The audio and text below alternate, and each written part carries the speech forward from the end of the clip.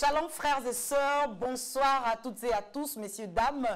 Nous avons la joie de vous retrouver encore une fois ce soir dans le cadre de notre émission Les Distinguos, cette émission des femmes distinctes, de femmes de l'Assemblée chrétienne Héritage de vainqueurs, les femmes capables, les filles vainqueurs. Nous sommes là encore une fois ce soir pour vous apporter de la très bonne parole des dieux, bien sûr, des analyses sur la parole des dieux, bien aimés dans les Seigneurs, frères et sœurs, chères mamans, chers papas.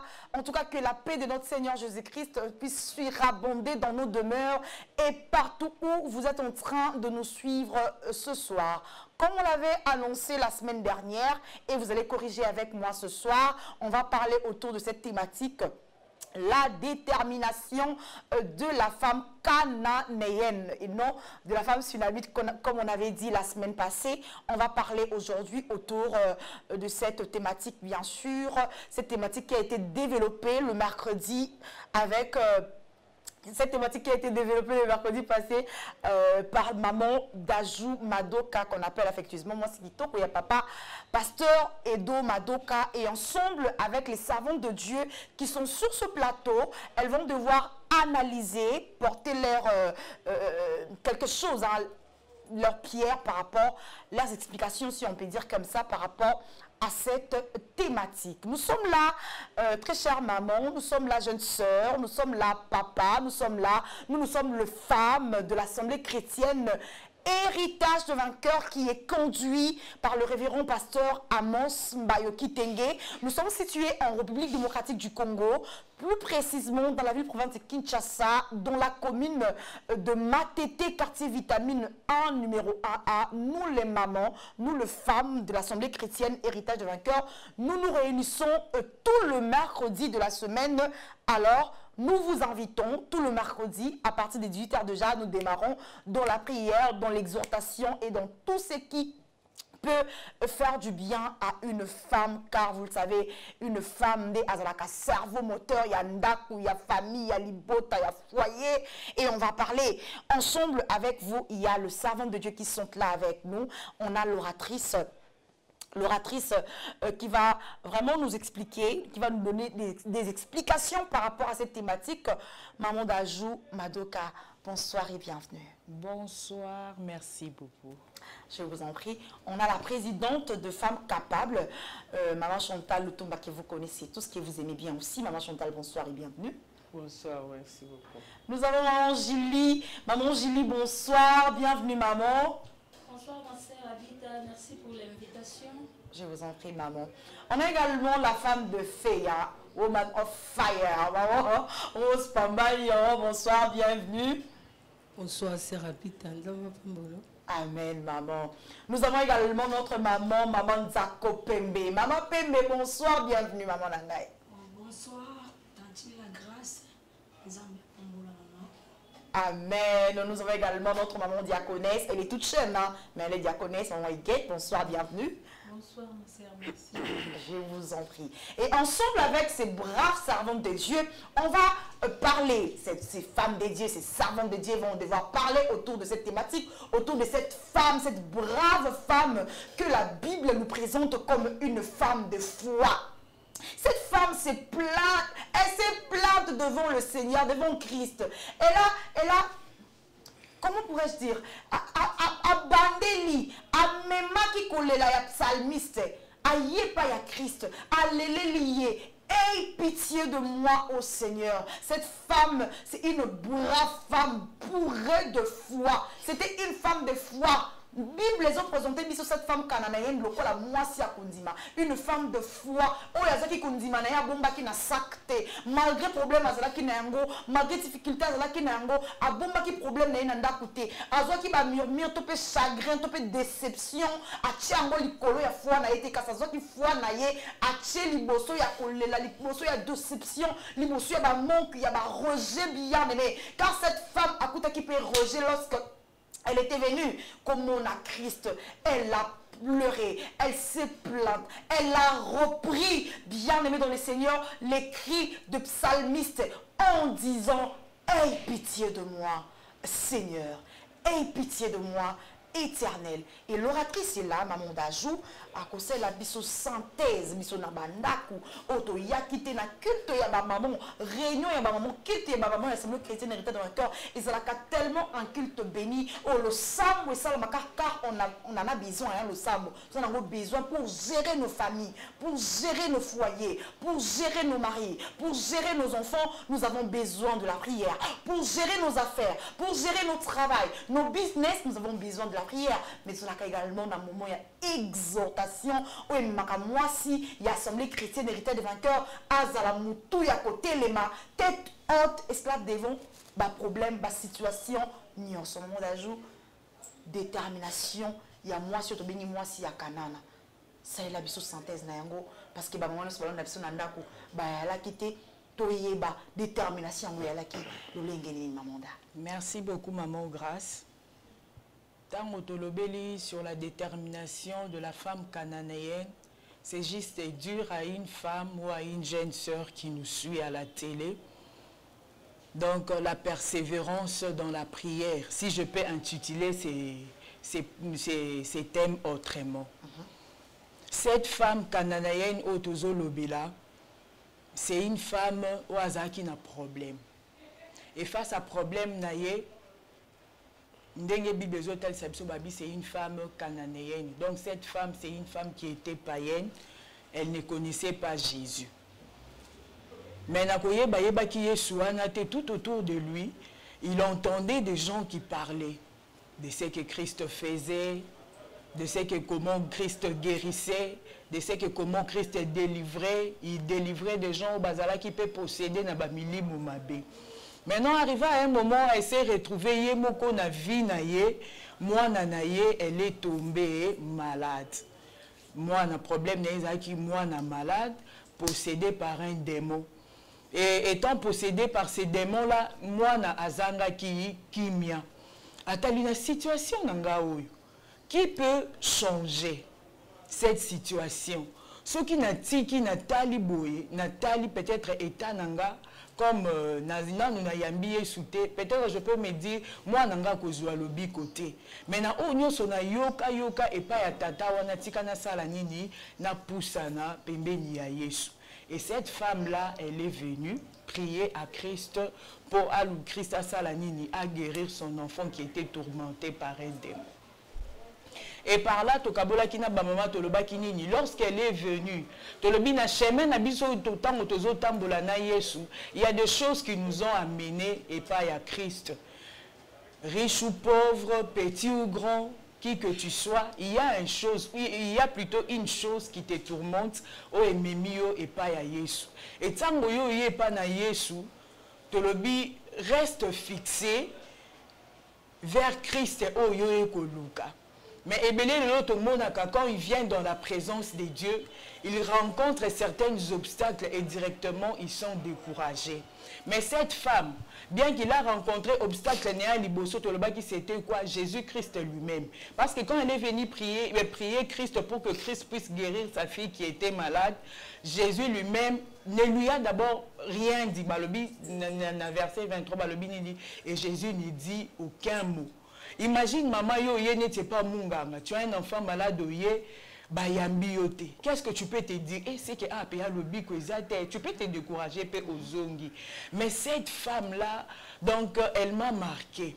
Malgré que Christ n'avait rien dit, la femme est restée là toujours à prier Christ pour nalikambo moi nanaye.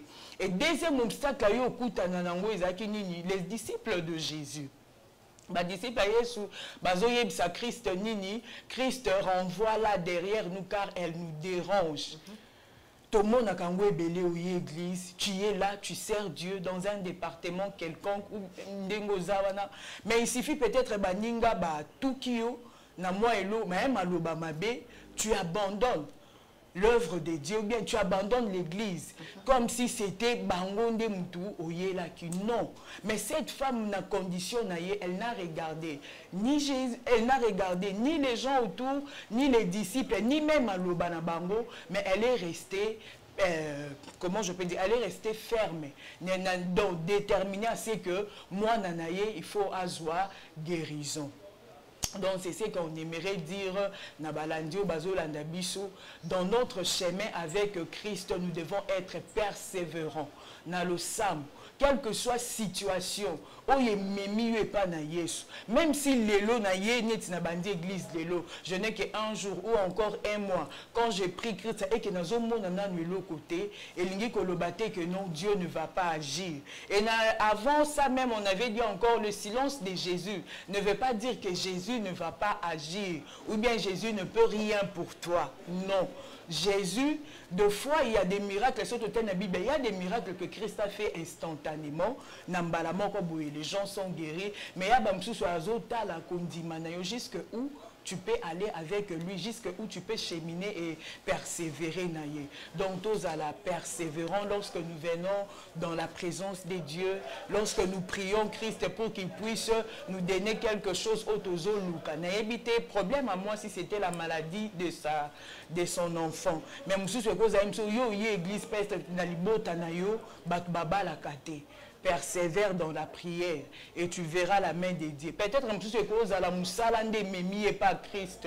Toi ne regarde pas aux gens, regarde à Christ. Yende mutu aza solution na problème na yo. Parce que tout le monde a kabato belé lelo il s'égare. Pourquoi quand il vient à l'église, au lieu de regarder à Christ qu'il est venu chercher, mais à ke koko te sous-soupé na bat. Yo yena likambu na yo. Mais tu commences à demander batu conseil. Donc il faut qu'on évite. Parce qu'il y a batu msouso. L'ennemi peut placer aussi d'autres personnes à côté de toi. Ce sont tes frères et tes sœurs qui peuvent t'aider. Mais hors bazar obstacle, la bénédiction, tout la délivrance. Le mieux serait de parler à Christ, de faire savoir son problème à Jésus. C'est lui qui est la solution à tous nos problèmes. Et au commun à chemin faisant, quand ils allaient dans la femme a continué à prier à Christ. Il s'est même prosterné. C'est une forme donc amitié. Donc c'est une façon d'adorer les seigneurs par rapport à l'Ikambonia. Bien que Christ est là, t'es très durement de chienne, mais cette femme est restée là. Bientôt, ce n'est pas un problème.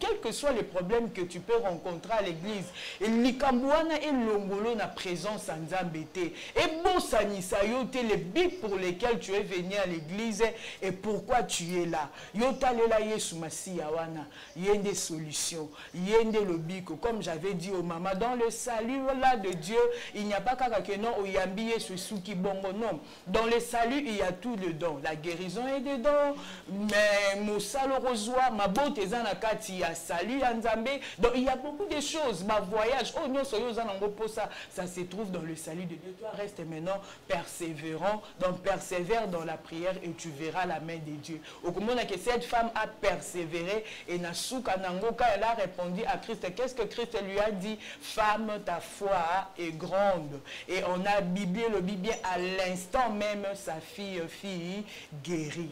Donc c'est ce que nous voulons partager avec les mamans et les jeunes sœurs que tango ozana problème yikampiko zala molende na Yesuana et okozwa résultat favorable. Ah, tant que vous avez un problème, il y a un pico, vous avez un problème, et vous avez un problème, et vous avez un obstacle, et vous avez un foi et pas un embêté. Oui, voilà, maman Chantal, détermination, il y a moi si, oh, il y a canon. Oh, malgré ma problème, malgré déception, chagrin, ake koluka Christ. Christ au pas na makangu na uti pa ba oya ba refuser ba moi ki siye. Aluki mo moment na ye ya kozala moi ye moko. Moment na ya solitude kasi moi si on peut quitter ayaki pe lisusu ko bouger comme même ça solitude ya Christ. Mais malgré cela obstacle les besoins moment d'argent et bisibiso alubi Christ ye moko.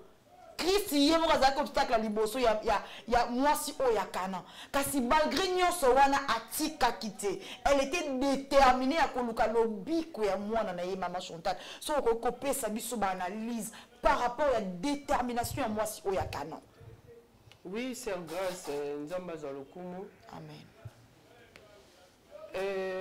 Na sepeli nzamba pambola musali na ye na liloba a te kibiso mercredi dernier. Kota lisabiso kondima ya femme cananaenne Et nakoki koloba boye femme cananaïenne azalaki déterminée parce qu'azalaki na problème. Au côté la différence toza na basimi mololenge ya basimi balé na kati église et za na basi mususu bayaka ayene par plaisir. Aye ko senga libala te, aye ko senga kobota te, aye ko senga eloko te po nyonso wana azane nango déjà. Mais za na lolenge ya bana ya basi mususu bayaka na église azoya nde na problème. Aye ko luka nzambe nzamba kangola ye. Nzamba pesa yebiyano na ba problème aza nango. Na lolenge ya basi mibale oyo okomona lolenge ya mwasi ya malamu eza lolenge ya mwasi ya femme cananaïenne. Moto ya yaka pai na Yesu na likambo. Yende azalaka na souci ya koluka délivrance na likambo oyo ye aza nango. Et mwasi oyo azalaki femme cananaïenne bayebisi biso azalaki païenne. Azalaki na ye mwasi ayamba Jésus-Christ comme Seigneur et Sauveur te. Azalaki de part païenne awuta na mboka oyo ezalaki na mibeko bato bayamba na bango Yesu te. Mais esika azalaka banda koyoka lisolo na matoi na ye Yesu abikisaka. Yesu asalaka bato bolamu. Yesu akangolaka bato. Abandaki koyoka na esika azalaki. Et esengo nanga na mwasi oyo femme cananaïenne malgré na état na ye ya kipaïenne tango azwi problème ya mwana na ye maladie atikalaki te akimaki te alobiki nakende te kuna ezaka ya bato bayamba Yesu azwaki décision na kati na ye alobi te lokola mwana na nga azobela nalukeli ba solution eza te esengeli nga mpe napusana nano epai ya Yesu napusana nano epai ya Yesu mpo naluka lobiki ya mwana na ngai nasepeli na motei alobi na biso alobi ntango mwasi wana azwaki décision ya kopusana apusani mpe kopusana na ye akutani na obstacle. Siko obstacle ye akutanaki nango ezalaki ya bavoisin te, ezalaki ya bavoisine pe te. Akutani na obstacle kaka na moto oyo ye atielaki motema oyo ye ayoka masolo ke Yesu abikisaka, Yesu akangolaka, Yesu asalaka boye, mais tango ye na problème na epai ya Yesu obstacle liboso mwasi akutanaki nango ezalaki ka ye moko Yesu Masiya mwana na Nzambe. Yenda telemaki liboso ya mwasi oyo. Mais esengo eza nini? Esengo ezali parce que mwasi wana azalaki déterminé. Et pas ya wutaki azalaki déjà na décision. Tango ye akutani na Yesu, Yesu malgré décourageaki ye, mwasi wana longwaki te, mwasi wana lembaki te, mwasi wana patikaki te.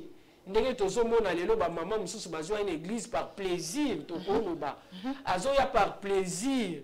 Ayebite kokende koluka Yesu eza na obstacle po ko okutana nango.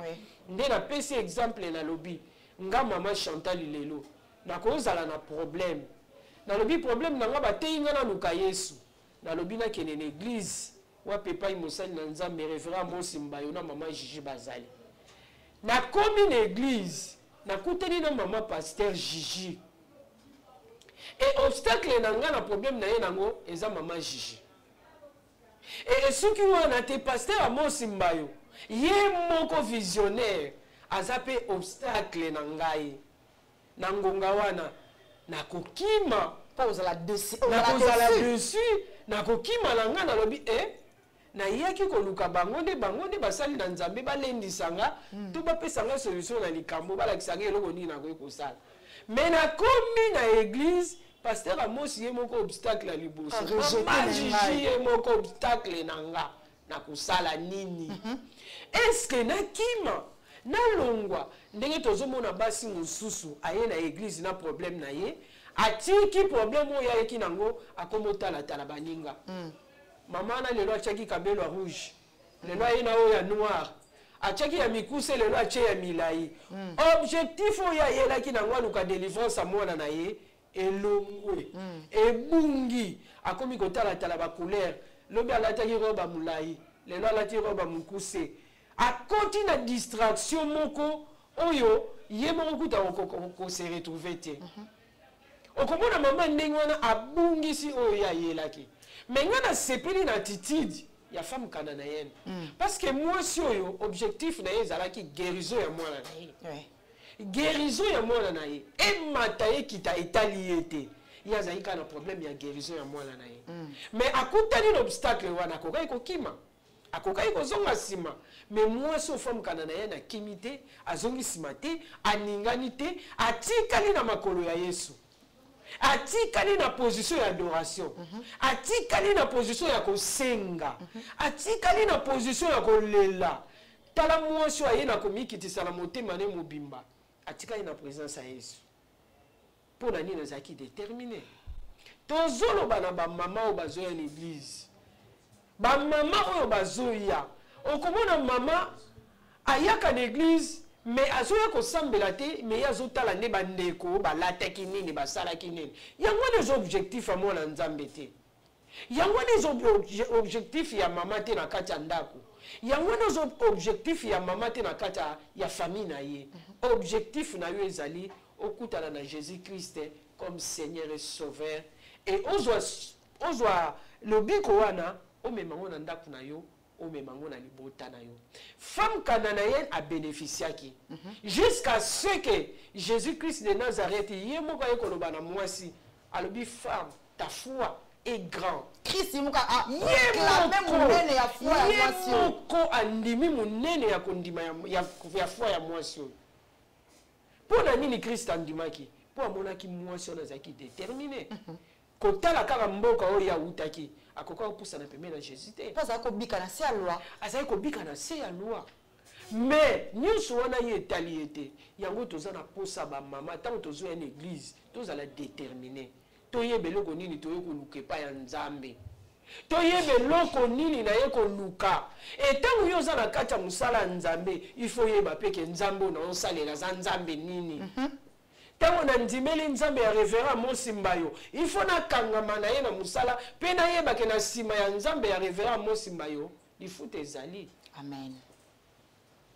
Merci maman Chantal. Maman Julie, moi na mwasi azalaki déterminé mwasi akana oyo oyo mama Dajou madoka alobeli biso azalaki tellement déterminé kasi mwasi ozako bika na se ya loi mwasi oyo ezaki pe par rapport ya ba loi ndi maki ke mwana komaki na problème mwana komaki envahi na ba esprit ya mabe kasi akenda kitaki omona ba devin akenda kitaki omona ba mbikudi akenda kitaki nobeta zeke po ye balikambu nini mwana ngabika aketaki luka Christ e ba maman lelo maman Julie na biso bakoma likambu boye Nzambe bakoma otsa Nzambe na plan suka na makambo asuka libusa toke no kimbanzeke toke nanu kuna na babenga yango nini kuna kote ya mbenzeke toke nanu mbenzeke toke no kotalisa mais mwasi oyo atalaki te loi atalaki te environnement dako bika nango na se ya loi amoni nanu Christ détermination ya mwasi oso maji ya ko lobela biso na bandaku par rapport à maji détermination mwasi oyo ezalaki ndenge nini mwasi oyo azalaki déterminé et ba maman nandako par rapport ya problème par rapport ya makambo par rapport ya ba situation difficile ndenge nini maman akoki kozala déterminé lolenge moko na mwasi oyo ya kana.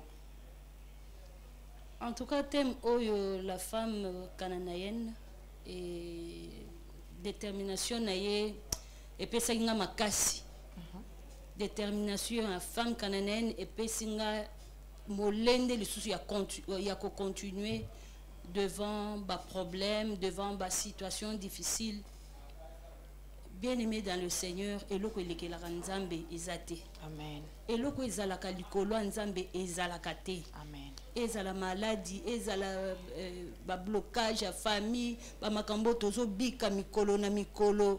Voyez que cette femme malgré qu'elle était païenne tango apusani pembeni il y avait même des disciples ndoko lié bisé que maître renvoie là Seigneur a bengana qui était pourquoi cette femme avec insistante elle a insisté pour Yesu wana yanula elle avait insisté a tellement qui nanzelate a suki nanzelate a continuer à lobier il faut que azo oyalié les pa Yesu ba mama soki toza déterminé tokozwa eloko to senga ka ikopesa mele biso na pete et tant que ba maman nan balamuki te ba maman baza déterminé te ba maman ozo mema motoke koche soki kopo na kimbanseke soki oke kosala soki nini c'est que woni puissance Nzambe te mais maman je te dis que Nzamba zali Nzamba salaka. Amen.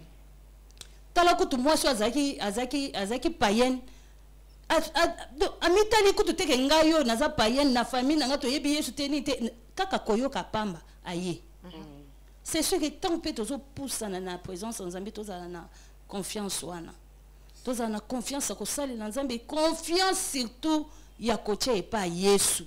Soko ye église mama talela Yesu. Soko ye église ko talela mutute. Église bisika mama na biso azali église eza familialité te. Mais biso église to komisa ngo familialité. Yo mutoza na likambu na yo. Yo mutoza na pasi na yo. Yo mutoyeka soki to bini to sisi to yoki parole de Dieu de pasteur Amos ate biso toke na bandako. Donc tozonga na bandako makanisi ye liyo okomi oloba otena mibo makaka. Mais ozaki na présence en Nzambe. Okende ko luka Nzambe. Tango ozokende, il faut kende na mutema mobimba. Tango ozokende ko luka Yesu wana il faut kende pa Yesu pour appeler solution. Mais moi si ceux qui a la solution et pas Yesu témoin anelinga kufa. Mais azala qui déterminé. Alibinga na kosuka na Yesu ate. Na kosuka na kotika ete tiki na ko bikisa mwana nga. Mwana na azwa ki lobiko. Mwana atoni semi na ba démon batuni mwana ana bika ki nini kaka ye azbande ko solola na Yesu. Yesu ye moko yebisi ke ta foi est grande. Parce que atala ki insistance à moi sur yo. Ngeni ni moi sur yo yebi atangate mais ayoki kaka sango. Akangami nangabo. Atinga Yesu batinga makaye. Ma soeur grâce Yesu batinga makaye. Soko moni makambo zo silate, malade zo silate, yake pa Yesu. Tinga mana Yesu masia. Avec l'insistance, avec ta foi, les lois du pasteur Amos a tébi songo le sous il y a que pas Yesu tia kondima na yo. Donc tozo ya na église kondimezate donc tozo ya kaka le roi maman Chantal la wucho le batoye kaka pona kotala tala. O asala ki boye o aloba ki boye siko yo moko wana kaka susu obandi ko benda lisusu ba okutu ba bandai ko ya ba komo bima lisusu. Wana osali nini? Wana na kati ya Evre Nzambe ozo sala nini ozo sala makambo bien te. Il faut toujours être déterminé na kati ya musala Nzambe na kati ya ndaku na yo mama ozali kondi ya ndaku mama yo maîtresse de maison mama kolala kate moi si o soki aza déterminé akolala nzala na ndaku na ete akomona bolamu na Nzambe bana na ye bakozala ba intelligent soki makambo mabe koyela batu misusu me ya yo eko simba bango te. Amen. Ce que vous allez qui malade que malade maman d'ajou après ça biso témoignage na lobby nani azala qui a 8 ans moulayi oyo abandé ko concevoir te na maté ni tango mais tellement que yena pasteur de bazaki déterminé nzamba visiter bango le bazan bana mi balé omoni détermination na kati ya ba problème to suka kaka te que malade ko sila te to suka kate ke ote pauvreté o eza biso famille ko bala o to bala kate eza makamu na biso famille non bien aimé nazo senga yo mama ko za la distraite maman o aza déterminé à longaka maman o aza déterminée à zalaka victorieuse. Amen. Donc comme tu es là à la maison, tu es une femme victorieuse à cause de Jésus-Christ. Ce que l'on dit Yesu Masia, au komona bolamo, au vivre pe bikamo Yesu. Amen. Ce que l'on dit Yesu Masia, au bika, au vivre bikamo na Yesu. Maman Rose Pambani, cette femme cananéenne, au Christ, yemo kwa témoigner, proclamer mon nene, ya kondimana ye. Parce qu'elle qui déterminée. Nini maman Rose kolobana biso nyonso o tozala na pena bandako par rapport à la détermination à moi la moi si o ya Canaan. Oui, c'est grâce Nzamba pambola biso. Amen. Et puis na pamboli Nzamba ndenge mission yo. Nzamba linga ngo susu ezonga ndenge ezongi boye. Amen. Na pamboli na papa na biso Amos, na pamboli maman Chichi. Amen. Esika baza tika Nzamba lola. Oyo asali biso ngolu na midi ya lelo apambola pe bango. Amen. So total histoire ya mwasi oyo. Donc mwasi oyo eloba nango mama Jila lobi apesi biso susu makasi ya koluka Nzambe. Pe kokota na profondeur. C'est vrai biso ba mama vraiment eza moi pasi na koloba. Nakala ezalaki peut-être ezalaki facile. Mais lelo maman combien moi sa distraction. Tozol ba po ani biso ba maman. To ti ensemble biso nyonso ba maman. Distraction ko ti makasi. Maman na kala ezalaki mama soki omoni ke mama ya Yesu Masiya tomoni ba mama lelo batombo ama ya kala kala so tomoni bango baza ba exemplaire pour na biso mais modèle ya mama ya lelo aza lokola ba mama na biso akala te mama na biso akala azalaki kotala oyo ezoleka na kati ya ndako na ye mais ba mama ya lelo bakomi kovize mingi na libanda azotala ta mesure na ye te aza nanu aza posé te qui peut sûr bien aimé ba mama lelo toza sûr te na nzambo biso to bondela ayebi eloko aluka te toyeba pete tokende wapi baye kolukutu bayebisi Yesu babi tokokende wapi yo ndo na lipa baboko kende mais biso lelo atoyeba te tokosala nini po toyebi mutongo malamu te mais toyoka na biso mwaso ayokaki aza paye ayoki balobeli Yesu ayoki ikuta ayoki aza paye mais biso toyokaka chaque fois lelo tongo midi pourquoi toyoka lelo banzambe mais tokoti na église maman zaka distrait maman bitala tala era mabondela kate ya adoration te babenga ba mama tozate babenga église vendredi tozate babenga nyoso tozate na bité soki ba mama tozokende wapi exemple à moi si oyo ezanda ki sapona biso ba mama soki alanda ki mafingi o Yesu Lingalo Yesu apesaki ye mais akokaki kobika te ndenge moko lelo tokoma te na okenda nga pa mama wana te akatela kingalingala na kokenda nga église wana te kutu pasteur na ngaka yambanga yambinga te bien-aimé yango te nde toyeli na botaki bamona ki te na batala kingai te ngakutu bien-aimé mwasi oyo atalaki wana te alobi ata biloko bambuanga na kolinga bakomi misangata na niveau ya C humiliation boni mona mwasi wana zwaki humiliation boni mona mwasi wana monaki matalaki wana nyonso te mona mwasi wana pusana ezalaki ayebaki nani wa esika nini ya pusanaki ayebaki mutu nini azaki na ena confiance ndenge biso lelo toyepa Yesu mama toza na confiance héritage de vainqueur nde bengi biso to esangisi biso ba mama Mama, libondela mibale misato Yesu aza wana. Donc libondela mibale misato soto sangani Yesu aza. Donc ndenge moko mwasi oyo apusana ki ne pas batute. Eloba na grâce akepa banganga te. Akene na kuna na disiyeso to palu kwa mama moko boye po baza ebele. Na kilelo ezebele ekozala bénédiction ponanga ndenge moko ba mama to yepa Yesu tozala déterminé. Misu na biso etala te totombola misu bibelobi ba o batombola ka misu epa na ye bazalaka jamais dessus. Donc to poussane pas Yesu na kondima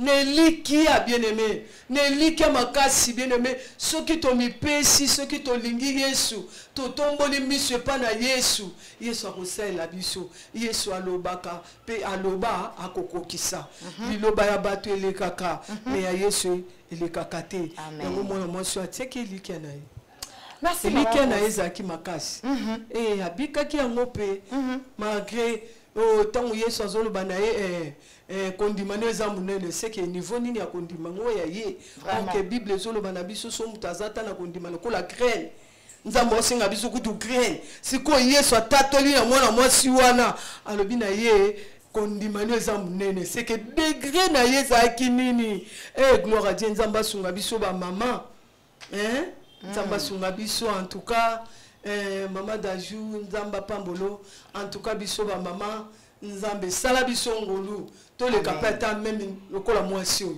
amen to le kaye ekozala malamu mingi amen nzamba sala biso ngolu kondima la biso elekata ya mwana mwasi wa kana mama pembe likambu ya détermination mwana mwasi wa kana na otobengi femme kana na yen oyo mama bazuma doka te ya biso le mercredi na kilt na biso ba mama pembe okolobela biso ndenge ni likambu ya détermination oyo. Merci à grâce pour la parole. Bon, matin on a déjà dit que biso mercredi pour ba maman. Ezali pour na biso ba maman azali très important pour la libota. Pour bâtir maman ni ko ba ministère munene kati na biso. Ezali biso te parce que ezali Jésus le mutazali kati na biso. Pour maman de azali likonzi na kati ya libota.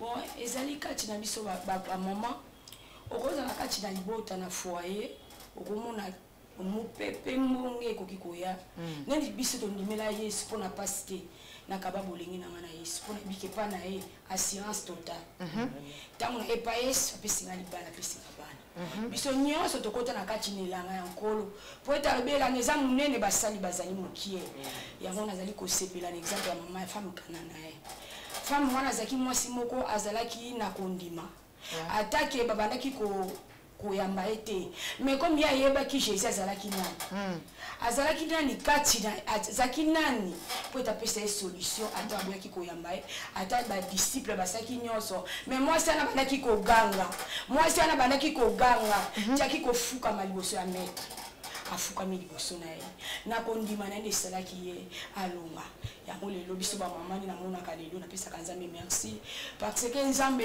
oyo apakola papa nanga Mosemba Marcel mafuta napesa mama nanga Jijimba yo nzambe na bango wana yango mafuta na pe kitaka kati na biso po soki lelo biso tozali lelo na etando grâce na bango po ete mafuta ni stopela biso yango nakosenga na bamama nyonso oyo ya Congo oyo ya mokili mobimba batelaka Yesu nyonso ya biso ezali mpona Yesu donc sa Yesu tokokoka eloko moko te yango biso totia ye lokola éclaireur nyonso tokimi ko Yesu amen totia ye lokola éclaireur maman Iguette totia ye lokola éclaireur même histoire même récit même thématique lisolo ya détermination ya mwana mwasi ya Kana oyo maman Daji Madoka mimelaki biso cette femme azalaki tellement déterminée que Christ ye moko a proclamé grandeur ya foi na ye maman Iguette ni oloba na biso ya en quelques mots bien sûr par rapport à la détermination ya mwasi oyo ya Kana. Donc, vous avez déterminé ça que les cambos non sala. Ceux qui n'ont pas sisi en ôté, c'est que non tikate. Et ça le coup la biso ba chrétien. Donc na kati tonga na kati église netoyaka, vous avez pas problème, vous avez pas passe na yo, vous avez pas difficulté autorité dans la famille na biso. Donc tant oye une église, na nous koto ozo solution na yo té. Peut-être que na libaku mo boye et c'est nini. Alors, il y a ça, jeune sœur, jeune lokolanga, maman, papa, les kambuna yo wana solution aux onka na makola Yesu. Amen. Bartime batindika kieti bake ba pousser ya zo belela kaka e ba ke abi lelo loko eza moko alobi ko na nga seke na kolemba te na okena ngoti na suka donc loko na na zwi solution ya vie na ngate na kotika te mwana nzambe ekokende liboso na yebo na kutana libaku na beta ngo changi na leki na yebo telemelinga na binga kaka awa donc keno na zwi solution te na kolemba te donc fona comme sanda kuna ngati na suka plafond na te tol de kanga. Alléluia. C'est ça. Amen. Maman Iguette a fait une explication moi que linga bien makasi. Mutu moko te linga tonga ndaku na Yesu kana ceinture. Ozali fondation bien. On suka na ceinture ndenge nini. Mata coulé ta toiture. Chatol. C'est comme ça avec les choses de Dieu. C'est comme ça que Christ détermination moi sur ezalaki yango pousser Christ à tato la monene ya foi. Ya mwana mwasi to bengi mwasi ya Kana et le quoi to ke na suka question moko pona biso nyoso to bani na oratrice bien sûr maman Daji Madoka mwasi oyo asaki na ba problème mwana zobela vous êtes maman hein bino nyoso boza maman mwana zobela yo na ndako tiki mwana état moko critique mais cette femme est venue et pas ya Christ oyo ya yoka ke asekwisaka bikisaka kangolaka mais akuta un obstacle maman da yo moko lobaki ya liboso yo moko Christ kasi eloko moko etushaki nga makasi na lité na maman ba mwasi wana tikala ki sirène avec beaucoup de douceur et le quoi et c'est que Christ attaque la moni le quoi qui douceur na yetan associé à mon foi et déclencher que Christ ça c'est un miracle. Est-ce que c'est possible maman d'anta que maman gama pena zobela boy mais maman da maman c'est maman pasteur au garder sérénité douceur ou associé à mon foi. Est-ce possible maman bon na so ndako a obelisa mwana ana ba problème mumbongo ekweye musala zo simbate papa balongole na musala papa zobela mais moi si à garder sérénité douceur associé à mon akonzima na ye. C'est possible. Oui, maman Grâce, c'est possible. Parce que en tant qu'enfant de Dieu, et le kono basengi biso non kimia. Ata likambo ngo eza na gravité ya ndenge nini. mais moi si ayebi Yesu qui maintenant me précède avant tout. Pour moi, il y a des gens oyo moni bato ba yebi Yesu bien té hein ayebi na yaka na yebi bien té. Ce sont ces gens là ils akana tango likambu a paniquer a commencer la makambu na pressé même ata moi na ye malade. Et le but oui, bien sûr, quand nous voyons maladie, quand tu vois maladie, vois déjà devant la mort, tout ça, mais une femme qui a Christ, elle dit non, attends, malade. Dieu nous a déjà assuré sa guérison. Amen. Parce que ma commune, par ses meurtrissures, nous sommes guéris. Et il a encore insisté dans 3 jours en disant que moi, je souhaite que tu sois en bonne santé. Et une femme qui a la connaissance, il y a parole, malade yango eza grave ndeni parce que enseignant batalisa biso baloba ce n'est pas malade inde pesaka plutôt qui sinde pesaka lobi côté on a déjà vu ça ma grâce au monde moni même maladie yo tikali na kisasa mais tu as Christ mais mutu msusu akenango Inde akenango Amérique et tout ça malgré bambongo na ye mais il meurt là-bas mais yo tellement zana Christ ou tcheka kondima na yo na komela no banini moni que non Dieu te guérit pour dire que non devant ma problème nous devons toujours garder calme. C'est possible de garder le calme pour une personne qui connaît du monde que moi suis bien que sa femme était mais son enfant a qui tourmenté tout un esprit mauvais on a beaucoup malade et c'est l'hôpital nous devons être tourmentés par les démons.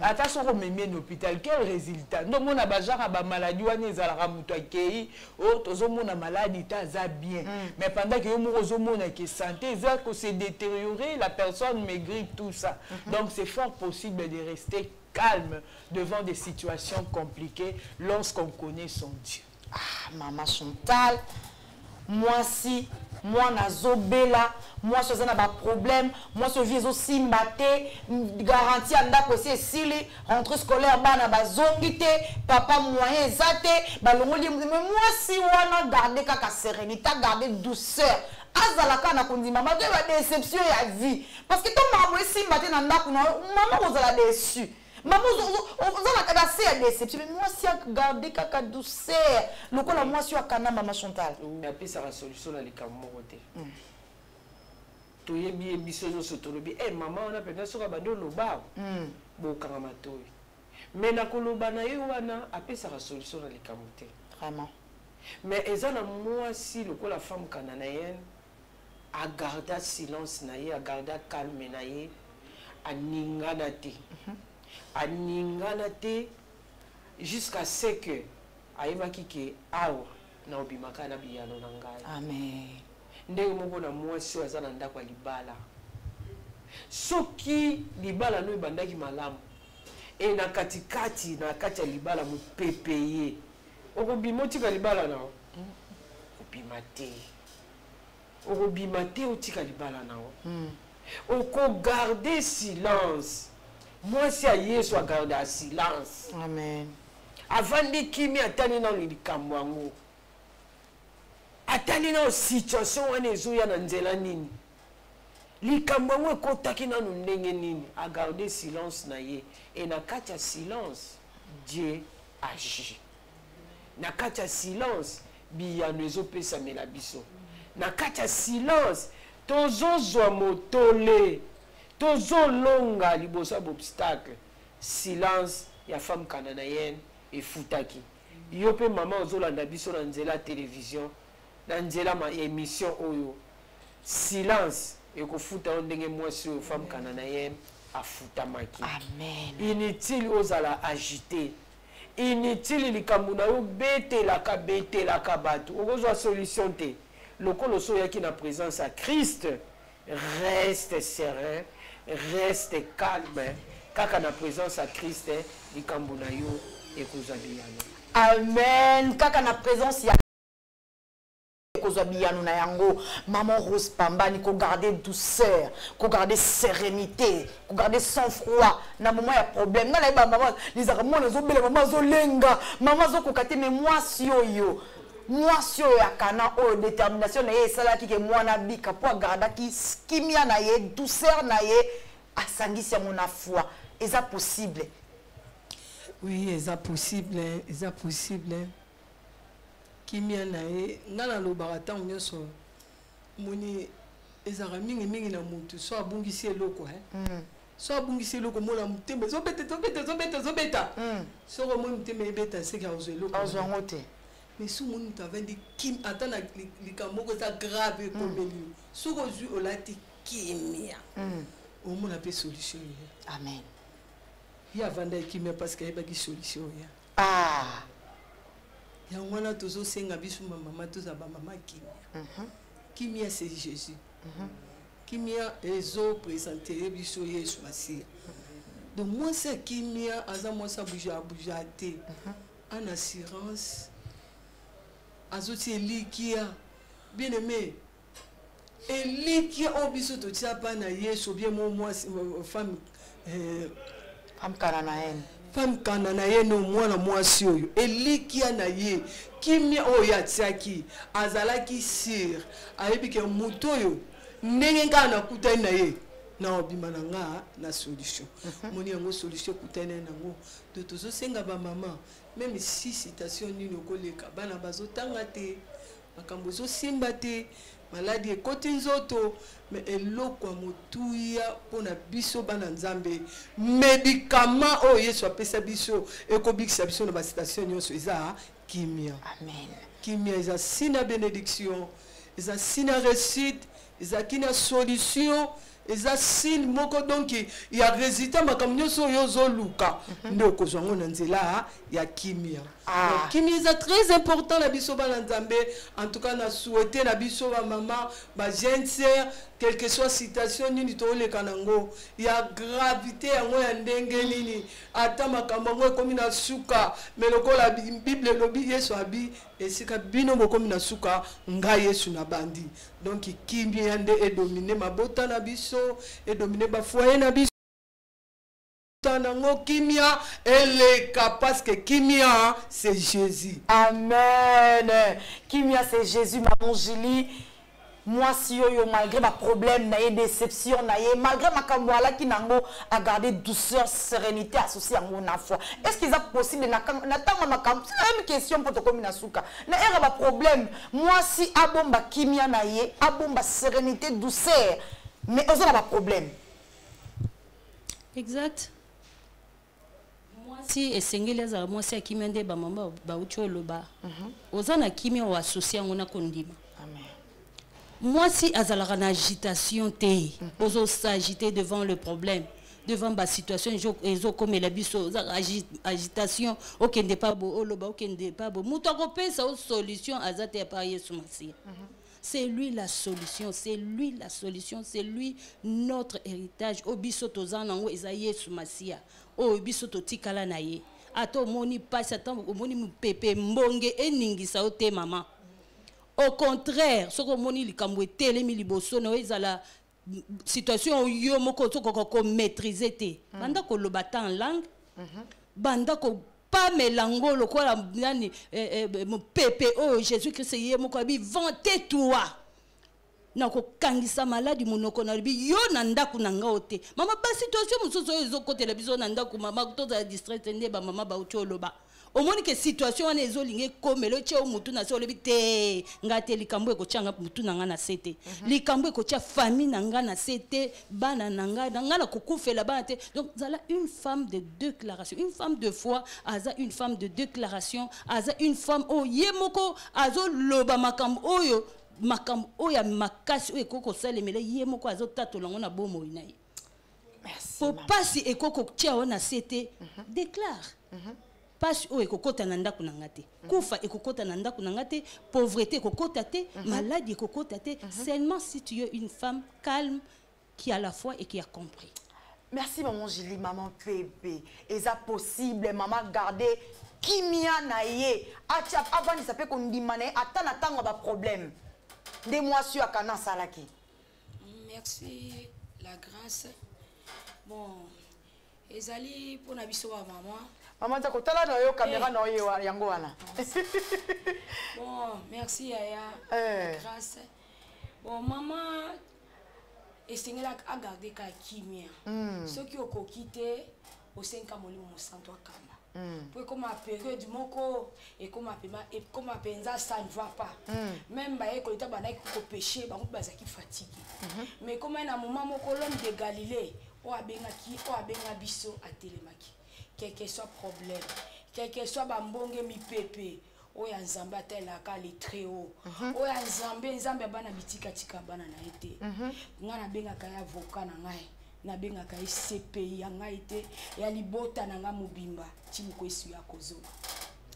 Merci maman Fembe, maman Iguette, même question pour te communiquer na souka est-ce possible ya ko garder kimia ozana makambo lekeli yo ba problème ba difficulté liba les oyate kuna betide na biso ba jeune boy na université kuna makambo zo simba te quand on a mariage zo simba te kuna papa zelio mbanda libana na quartier na avenue kuna musale zo simba te mais kimia bon on associe musuna ko ndima ma sœur Grace kimia le kinyoso on na ba Zambe ba chrétien nyonso ezake na l'église place to sambelaka il faut to garder toujours position na biso tango sambelo monike e simba total non est-ce que façon o nazo sambela eza lolenge na ko kozala tote po omona mususu amoni penza e simba isute asambel bonzamba oya no la tabite kote ni ba melisa ya mungwa akei kote ni kuna ba sokola biso akei donc tango ndimeli yesu lokola mokondi pe mobikisi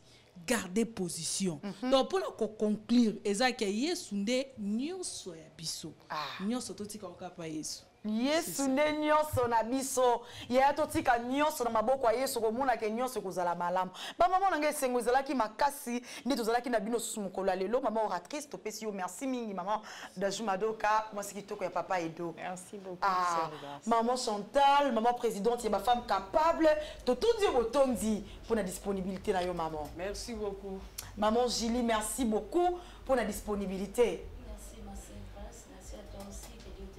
Amen, maman. Maman Rose Pambani, tout pesi yo merci pour la disponibilité na yo. Maman Pembe Oyabiso, merci mingi pour la disponibilité na yo. Merci à la grâce nzambe azwaka lokumu mukolo rozo. Amen. Ma sœur Iguette, merci beaucoup. Le lengo yamba qui invitation na biso pour ye kondima yango. Merci beaucoup ma sœur Grace, Nzamba Pambulo. Amen. Amen. Ce qui vient pour moi l'émission, il faut qu'on puisse merci. Dans la première de toutes les femmes capables, maman Jimbayo, Oazolanda Biso depuis Paris, Totindeli et Bambote et Belé. Nous vous disons un grand merci pour ton commun à Souka, na Kolanda maman na Biso Tolandi. Mingi et puis maman Montei topé maman oratrice oh ya memela ki biso thématique oh ya détermination ya moi si ya canon atalisi biso lolenge ezalaki na kati wana j'espère que biso sotokangi que maman na kati ya likambu kozala na agitation de et détrônaki Jézabel atikaki trône ya reine ya mwasi ya roi likolo ya ba agitation maman quel que soit problème kolana maman ba maman nga balobi awa maman sengeli bomba kimia pour maman zala ka maman ya mwasi mutu ya kimia maman sokoza kimia to ko sa panique agitation na kati ya ndaku na papa na bana parce que maman ndazali maîtresse ya ndaku na heure ya problème, il faut qu'on garde kimia, sérénité, douceur, ou associer à la foi, au commun à quel kambunayo, kolo à kokota yango, au commun à intervention divine, et qu'il y a nanda kunayo na situation nayo na problème nayo na maladie nayo na makambunayo, nyos surtout au bon sanakate, qu'on associe cette femme, kananayen associé qui la personne de Jésus na divinité naye, yango c'est là qui que Christ aksopa clémence et miséricorde de l'icolo naye, frères et sœurs. Bien aimé dans les seigneurs, ma maman Nangai, Tolingi Bino Mingi, Topesibino, merci pour l'attention soutenue. Merci na bande konabisio réalisation. Merci na Samuel Kabangou, Christian Sambi, merci Kant Moulumba, Yagi Moshebe, Patrick Boala Déton, merci à Gradine Guiaba, merci à Grâce Solé, Patrick Maréchal Kanou, merci à mon confrère Ange qui nous a assisté. En tout cas, merci à toutes, OPS, merci à Aristote Monka, merci à toute la régie, hein, toute la réalisation bien sûr, merci à vous, total et profond respect au couple pastoral Amos et Gigi Mbayo. On va se retrouver les samedis prochains avec une autre thématique. Mais d'ici là, portez-vous bien, que la grâce de Dieu demeure et surabonde dans nos maisons, partout où vous nous suivez. En tout cas, shalom chez vous.